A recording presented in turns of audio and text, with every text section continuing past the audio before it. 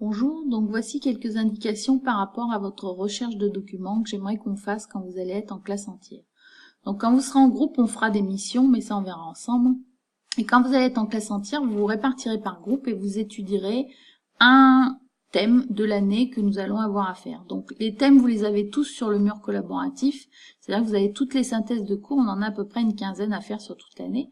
Donc si je prends le premier secteur d'activité, branche professionnelle et métiers, vous avez la synthèse que vous retrouvez là en ligne, mais vous l'aurez aussi sous document papier, soit je vous les remettrai, soit elles seront affichées dans la salle.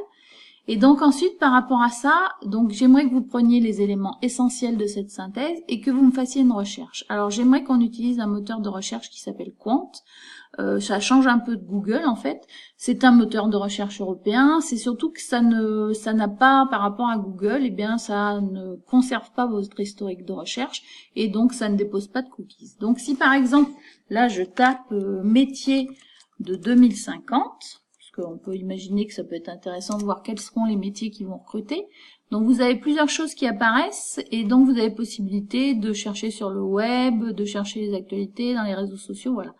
Là, vous voyez, il y a des choses qui sont pas forcément intéressantes. Donc moi, j'avais cliqué tout à l'heure sur travail à quoi ressemblera-t-il en 2050, mais c'était un document de 2013, c'est un petit peu vieux.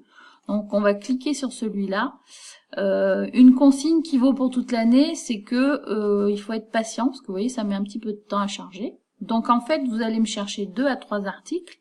Vous allez constituer un petit dossier. Alors soit vous constituez un petit dossier, soit vous vous servez de ça pour me faire une présentation. Alors je vous donne un outil qui est plutôt sympathique qui s'appelle beautiful.ai et donc ça permet de faire des présentations style PowerPoint.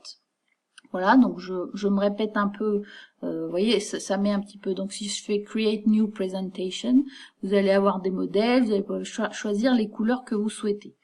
Bon, mais le principal, c'est que vous me fassiez quelque chose qui soit bien lisible et que vous puissiez ensuite, par la suite, présenter à vos collègues. Donc, comment ça marchera une fois que vous avez les documents? Voilà.